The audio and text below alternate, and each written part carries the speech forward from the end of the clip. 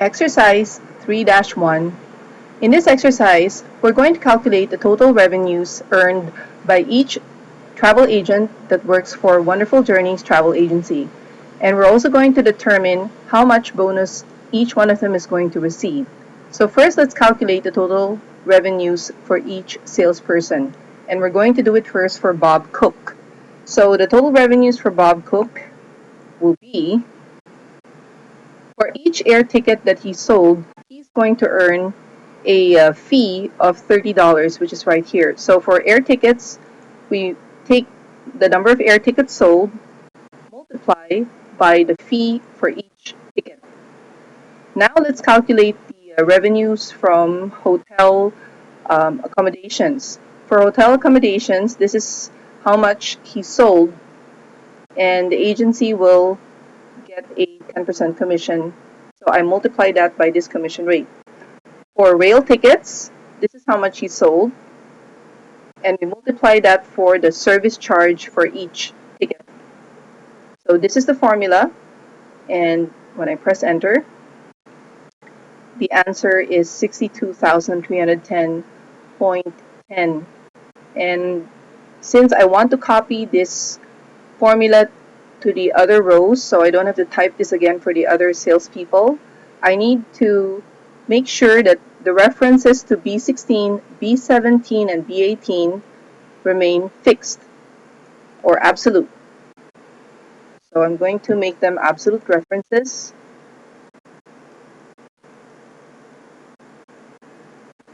And I press enter. So the answer is the same, but you'll see the effect when I copy it to the other rows. Okay, so now when I copy it to Alice Ma, just to make sure, okay, all of the formulas refer to B6, C6, and D6, but they still refer to B16, B17, and B18, which is what we want. So now we've calculated the revenues for each salesperson. Now let's calculate the bonus that each salesperson will be entitled to receive. For the bonus, you can see down here we have the formula. If the salesperson was able to generate 50,000 or more, he will get a 15% rate on that revenue as his bonus. If his revenues were less than 50,000, then the commission will be 10% of the revenues generated. So over here, we're going to use a function called if, because we have two possible calculations. The salesperson will either get 15% or 10%. So we need to use if. So that's the if function. Now, the first argument of the if function is the test to determine which bonus calculation will apply. So our logical test depends on the revenues generated by the salesperson. So for Bob Cook, the revenue he generated is in E5. So if E5 is greater than or equal to this amount, okay, which is in E16, which is 50,000 right now, if it's greater than or equal this amount, then his bonus will be the revenues generated multiplied by the commission rate in F16, which is 15%. Okay, so if this is true, the commission will be whatever is calculated in the second argument. And as you can see here, it says value if true for the second argument. The third argument will be the value if it is false. So if it's false, if Bob Cook did not earn more than 50,000, then his bonus will be revenue multiplied by this lower commission rate, which is in F17.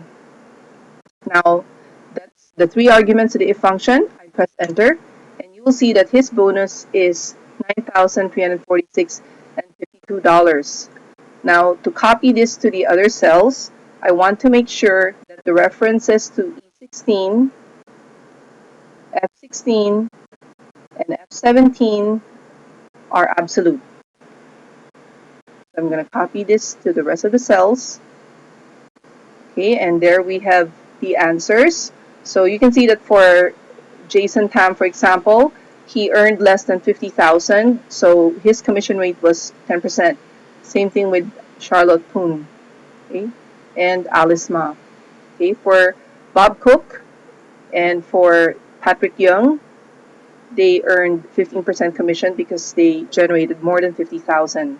So that is the if function. And now we can add all of these columns. So for total air tickets sold, okay, and I'll just copy that to the rest of the columns. For average tickets sold,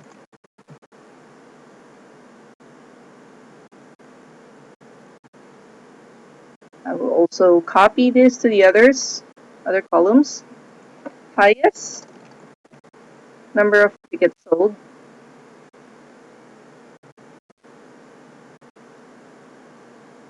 max, and for the lowest, min.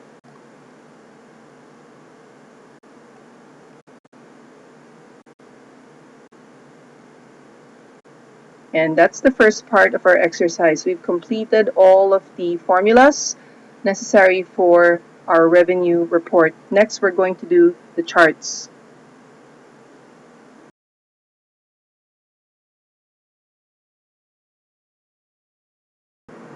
Now let's create the charts for air tickets sold for each sales agent and hotel revenues for each sales agent. So let's begin with air tickets sold per sales agent.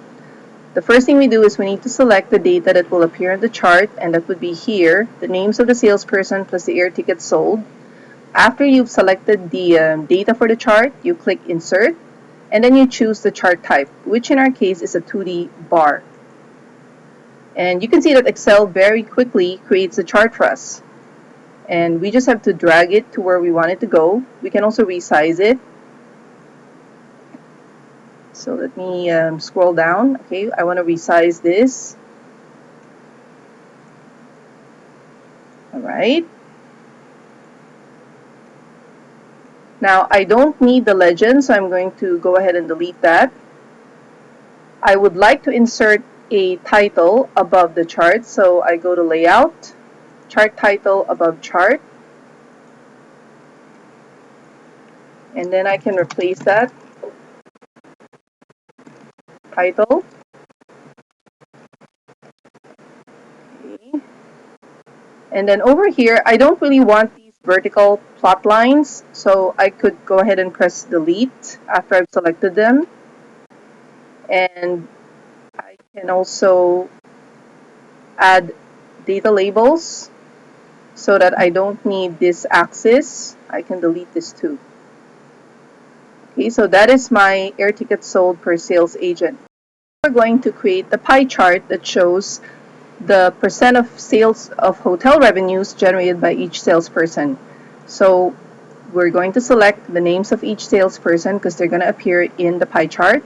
Then we're going to select the hotel revenues because they will also appear in the pie chart. But since the hotel revenues and the salesperson names are not adjacent to each other, we need to hold the control key on the keyboard while we drag and select the hotel revenues here, and then we let go of the control key CTRL and the mouse at the same time. And that's how we can select hotel revenues without choosing the previously selected range.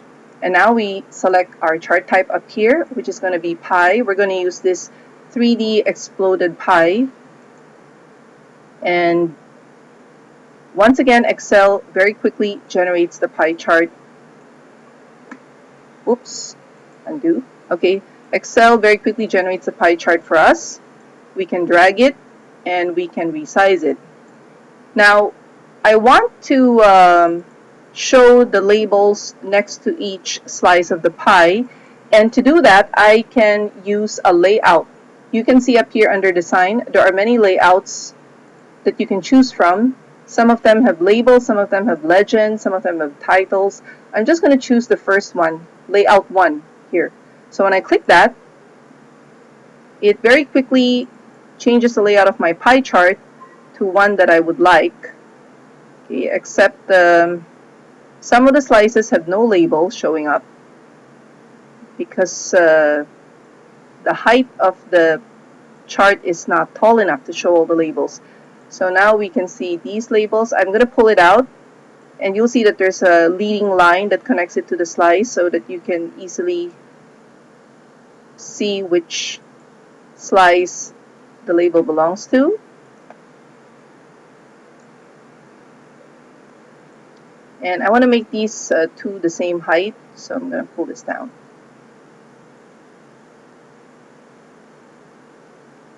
Okay, and for the chart titles,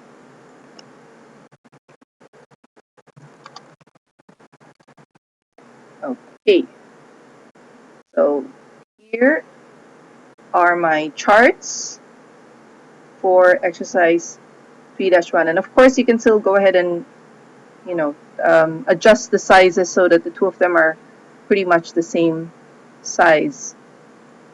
Okay, that's not perfect, but that's good enough for now.